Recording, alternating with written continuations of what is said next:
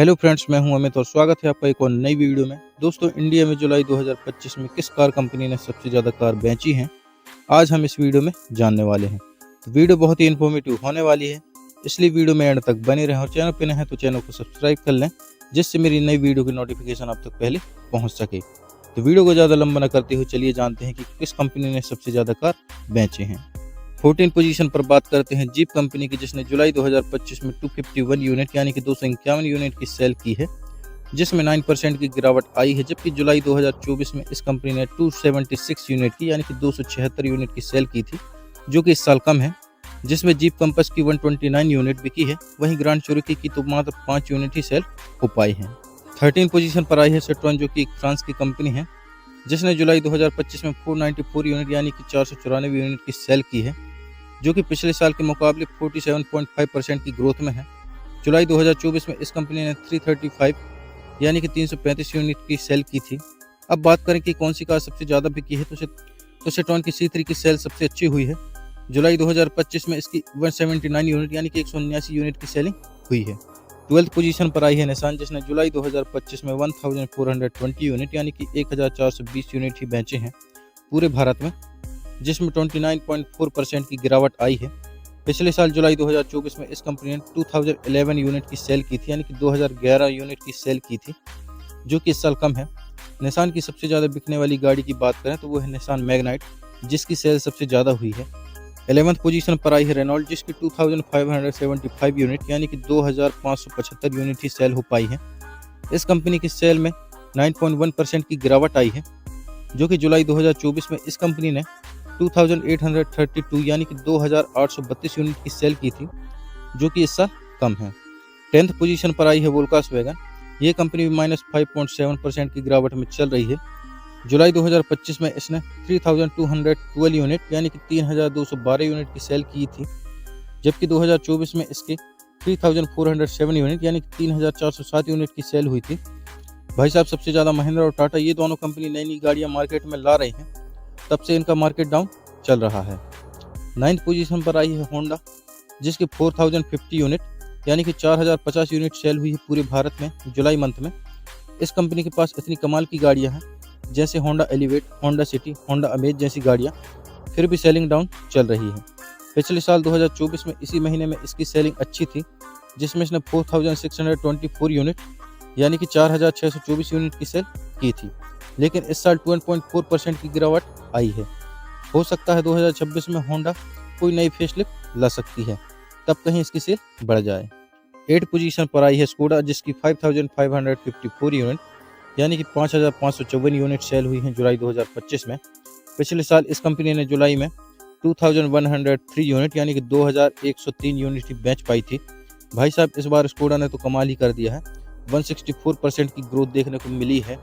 इस बार दोस्तों इस महीने स्कोडा स्लाविया और स्कोडा कोसक ये दोनों कारों ने धमाल मचाया है। इन दोनों कारों की सेल सबसे ज़्यादा हुई है।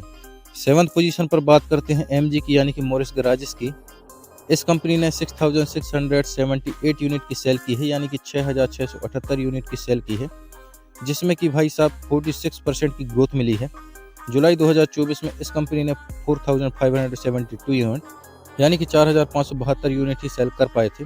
सबसे ज़्यादा बिकने वाली कार की बात करें तो वो है एमजी वेंसर ईवी, जिसने रिकॉर्ड ब्रेक बिक्री की है। इस गाड़ी ने अकेले 4308 यूनिट की सेल की है। 6th पोजीशन पर आती है किया मोटर्स, जिसकी 22,135 यूनिट यानी कि 22,135 यूनिट की सेल हुई है पूरे भारत में जुलाई मंथ में। भाई 7.9% की ग्रोथ देखने को मिली है। पिछले साल इसने जुलाई 2024 में 20,507 गाड़ियाँ ही बेचे थे।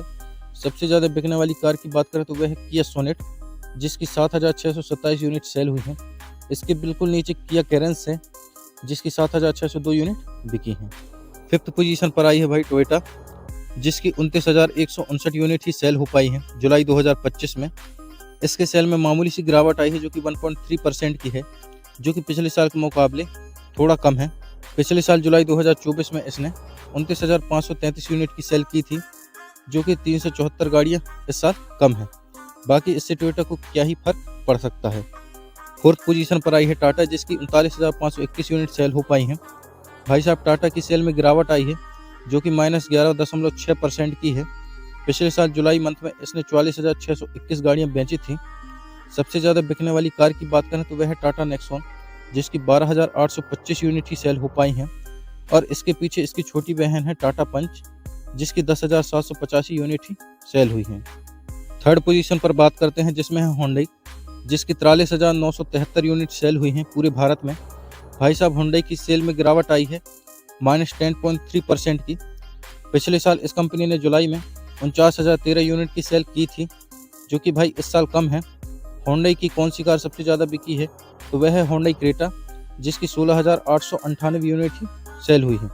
भाई क्रेटा का अलग ही क्रेज है लोगों के बीच में, ये कार हमेशा टॉप में बेस्ट सेलिंग में बनी रहती है।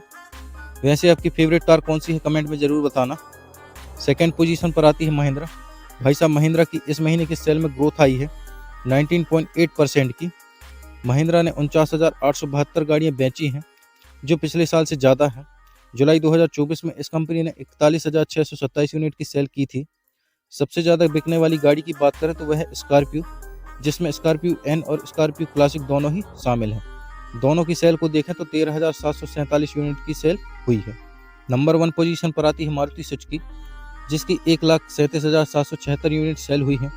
पिछले साल जुलाई में इस कंपनी ने 1,37,463 गाड़ियाँ बेची थी, जिसमें इस साल 0.2% की ग्रोथ आई है। भाई इसे भी अब ग्रोथ ही बोलेंगे। ज़्यादा बिकने वाली गाड़ी की बात करें तो वह है अर्टिगा, जिसकी 16,604 यूनिट सेल हुई है। इसके बाद आती है वैगन आर और स्विफ्ट, जो कि 14,000 यूनिट तक ही सेल कर पाई है। भाई साहब, मारुति सुजुकी ही एक अकेली ऐसी कंपनी है जिसकी टॉप सेलिंग कार्स में सबसे ज़्यादा कार रहती हैं, लगभग 6 से 7 कार है। बाकी ऐसी कोई कंपनी नहीं है जो इसकी बराबरी कर पाए। मारुति की गाड़ियाँ अच्छी होती हैं, माइलेज, मेंटेनेंस और इसकी रिसेल वैल्यू काफ़ी अच्छी मानी जाती है।